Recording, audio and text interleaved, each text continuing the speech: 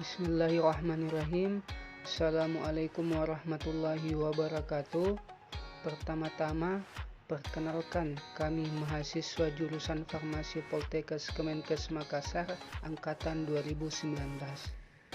Adapun tujuan dalam pembuatan video kali ini yakni untuk memenuhi tugas mata kuliah farmakognosi yang diampu oleh Ibu Santi Sinala.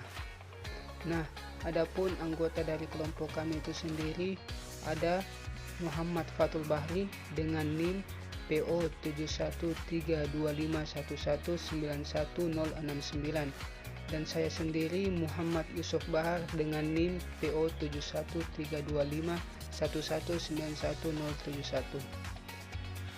Nah, pada kesempatan kali ini kami akan membahas terkait mengenai bagian-bagian bunga. Melihat bagian-bagian yang terdapat pada bunga, maka bunga dapat dibedakan menjadi: yang pertama, bunga lengkap, bunga sempurna atau flors completus, merupakan bunga yang dapat terdiri atas satu lingkaran daun kelopak, satu lingkaran daun mahkota, satu atau dua lingkaran benang sari, dan satu lingkaran daun buah bunga yang bagian-bagiannya tersusun dalam 4 lingkaran dikatakan. Yang bagian kedua yakni bunga tidak lengkap, bunga tidak sempurna atau flors incompletus, merupakan bunga yang jika salah satu bagian hiasan bunganya atau salah satu alat kelaminnya tidak ada. Nah, berikut contoh dari bunga sempurna, yakni Rosa sp dengan familia Rosaceae. Nah, bagian-bagiannya terdiri dari ovarium atau kandung lembaga, telur, kelopak bunga, tangkai putik, kepala putik, tangkai sari, kepala sari, dan mahkota bunga. Berbeda dari contoh bunga sempurna, di sini ada contoh bunga tidak sempurna yakni Carica papaya dengan familia Cadizaceae, yang mana bagian-bagiannya terdiri dari benang sari, dasar bunga, bakal buah, putik, dan mahkota bunga. Untuk bagian-bagian bunga terdiri dari tangkai bunga, dasar buah, bakal biji, kelopak, tangkai putik, kepala putik, benang sari, kepala sari, hingga mahkota. Nah, yang pertama tangkai bunga. Tangkai bunga atau pedicellus yaitu bagian bunga yang masih jelas bersifat batang. Padanya seringkali terdapat daun-daun peralihan, yaitu bagian-bagian yang menyerupai daun berwarna hijau yang seakan-akan merupakan peralihan dari daun biasa ke hiasan bunga. Yang kedua yakni dasar bunga. Dasar bunga atau reseptaculum yaitu ujung tangkai yang seringkali melebar dengan ruas-ruas yang amat pendek, sehingga daun-daun peralihan yang telah mengalami metamorfosis menjadi bagian-bagian yang bunga yang duduk amat rapat satu sama lain, bahkan biasanya lalu tampak duduk dalam satu lingkaran. Dasar bunga itu sendiri terdiri dari berbagai macam bentuk, mulai dari bentuk pertama hingga bentuk ketujuh, seperti yang terlihat jelas pada gambar berikut. Nah, dasar bunga seringkali memperlihatkan bagian-bagian yang khusus mendukung satu bagian atau lebih dan bergantung pada bagian bunga yang didukungnya. Bagian dasar bunga itu sendiri diberi nama berbeda-beda sebagai berikut. Yang pertama ada pendukung tajuk bunga atau anthophyr, anthoporum, seperti terdapat pada bunga nyelir. Yang kedua, pendukung benang sari atau androfor, androporum, seperti pada bunga maman yang meninggi atau memanjang. Yang ketiga, pendukung putik seperti pada bunga teratai besar menjadi tempat produk putik. Dan yang keempat, cakram atau diskus, seperti terdapat pada jeruk yang memiliki kelenjar madu. Berdasarkan bentuk, dasar bunga dapat dibedakan menjadi 3 sifat, yaitu yang pertama hipogin. Hipogin yaitu hiasan bunga tertanam pada dasar bunga yang lebih rendah. Yang kedua perigin. Perigin yaitu letak bunga lebih tinggi atau sama tinggi. Dan yang terakhir epigin. Epigin yaitu jika bunga berbentuk mangkuk atau piala. Nah, untuk bagian ketiga hiasan bunga. Hiasan bunga atau piliantlum yaitu bagian bunga yang merupakan penjelmaan daun yang masih tampak berbentuk lembaran dengan tulang-tulang atau urat-urat yang masih jelas. Biasanya hiasan bunga dapat dibedakan dalam dua bagian yang masing-masing dalam satu lingkaran. Jadi, bagian-bagian bunga hiasan bunga itu umumnya tersusun dalam dua lingkaran, yakni kelopak atau kaliks dan tajuk bunga atau mahkota bunga. Kelopak. Kelopak adalah daun-daun hiasan bunga yang merupakan lingkaran luar, biasanya berwarna hijau, lebih kecil dan lebih kasar daripada hiasan. Kelopak berfungsi sebagai pelindung bunga. Kelopak merupakan hiasan bunga yang masih jelas. Kelopak-kelopak tersusun atas bagian-bagiannya yang dinamakan daun kelopak atau sepola dan mempunyai sifat yaitu: yang pertama, berlekatan atau gemosepalus. Hanya berlekatan pada kelopak bawah daun saja. Dibedakan tiga macam kelopak, yakni berbagi atau partitus, bercanggap atau visus, dan berlengkuk atau lobatus. Yang kedua, lepas atau bebas atau plisepalus. Jika daun-daun kelopak yang satu dengan yang lain benar-benar terpisah. Terdapat dua golongan, yakni beraturan atau actinomorph seperti bentuk batang, tabung, terompet, mangkuk, piala, corong, dan lonceng, serta setangkup tunggal dan zigomorf atau zigomorphus. Kelopak yang bersifat demikian pada kelopak yang bertaji dan berbibir, dan juga kelopak tidak hanya berwarna hijau, tapi juga ada warna menarik, bersifat tebal, dan berdaging. Tajuk bunga atau mahkota. Tajuk bunga atau mahkota bunga merupakan hiasan bunga yang terdapat di sebelah dalam kelopak. Umumnya lebih besar, dengan warna yang indah, menarik, dengan bentuk susunan yang bagus, dan tidak jarang mempunyai bau yang harum atau sedap. Bagian-bagian tajuk bunga dinamakan daun tajuk atau daun mahkota atau petala. Dan seperti halnya dengan daun-daun kelopak, daun-daun mahkota bunga menunjukkan sifat-sifat yang berbeda-beda pula. Yakni, yang pertama, berlekatan atau simpetalus, gamopetalus, atau manopetalus. Pada tajuk bunga dapat dibedakan tiga bagian, yaitu tabung atau bulu tajuk, pinggiran tajuk, dan leher tajuk.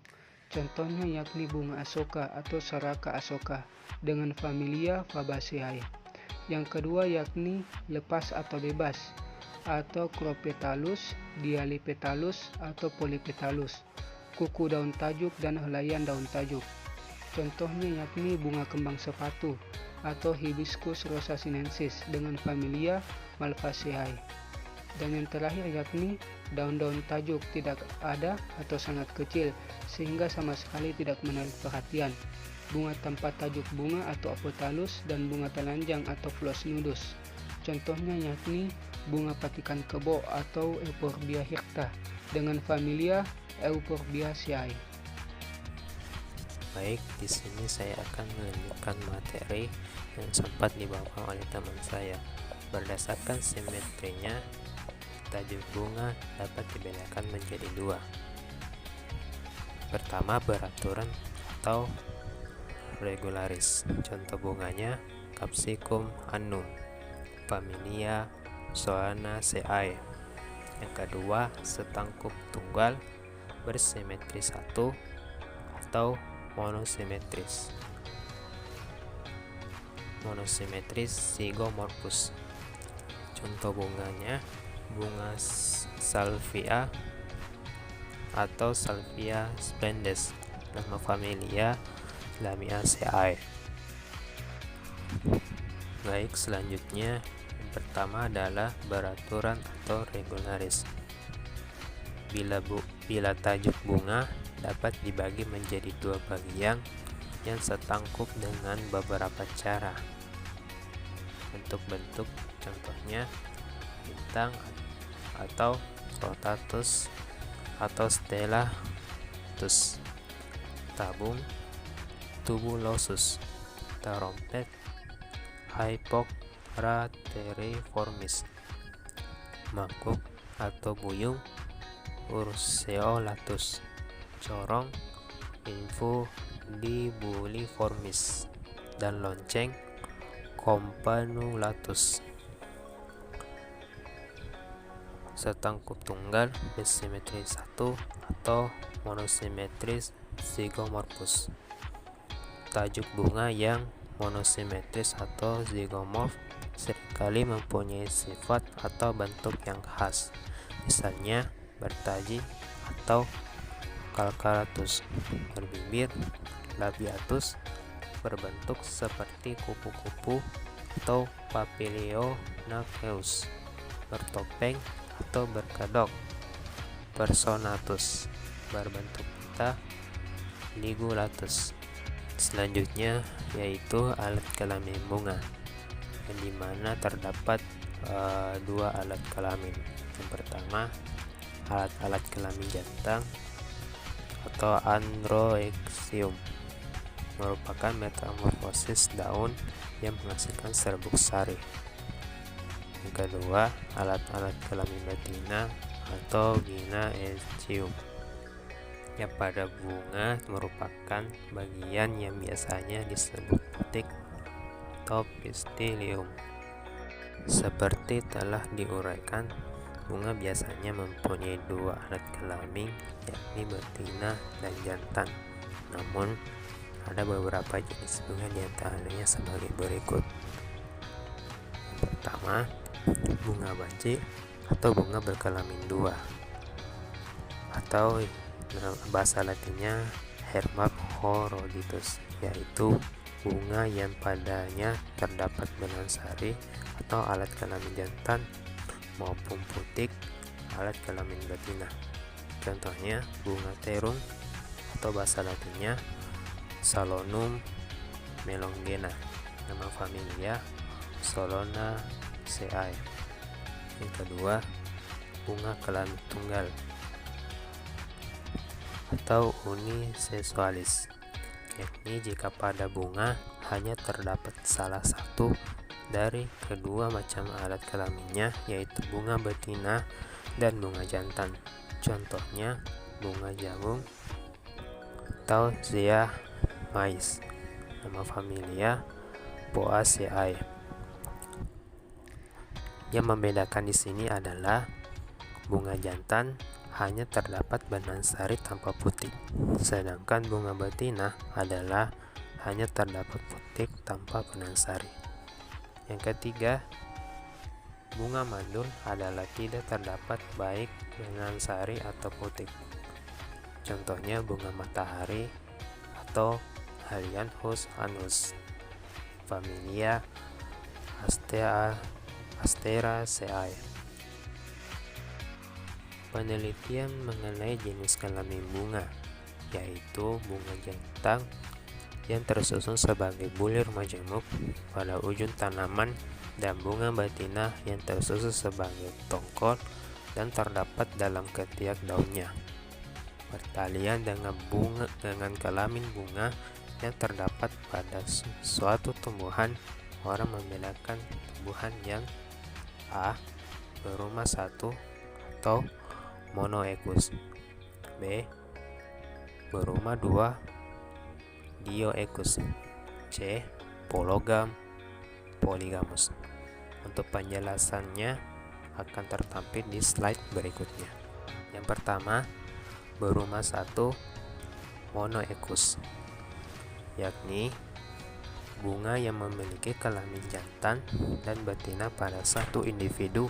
Contohnya mentimun atau Cucumis sativus, nama familia Cucurbitaceae. Yang kedua, berumah dua dioekus, yakni bunga jantan dan bunga betina terpisah tempatnya. Contohnya salak atau Salaka zalaka, familia Arecaceae. Pologam atau poligamus, yakni terdapat bunga banci betina jantan dalam satu individu, dan juga letak bunga pada tumbuhan yang dianggap bersifat poligam. Satu jenis tumbuhan bersifat Gynodioecus, Androdioecus, Monoecopolygamus. A. Gynodioecus adalah jika pada suatu individu hanya terdapat bunga betina saja, sedangkan pada individu lain adalah bunga banci. B. Androdeiochus adalah jika pada suatu individu terdapat bunga jantan saja, sedangkan pada individu lain terdapat bunga banci. C. Monoecopolygamus, jika ada suatu individu terdapat bunga jantan dan betina dan banci bersama-sama. Ini teman-teman bisa melihat contoh bunganya. Yang pertama itu adalah Gynodiococcus, contohnya pada Labiatae, familia Lamiaceae. Yang kedua, Androdeiococcus, contohnya pada Dairas octopelata, familia Rosaceae. Ketiga, Monoecopolygamus, contohnya pada Carica papaya, familia Caricaceae. Nah, itulah tadi presentasi atau pemaparan dari kelompok kami terkait mengenai bagian-bagian bunga. Lebih dan kurangnya mohon dimaafkan. Wassalamualaikum warahmatullahi wabarakatuh.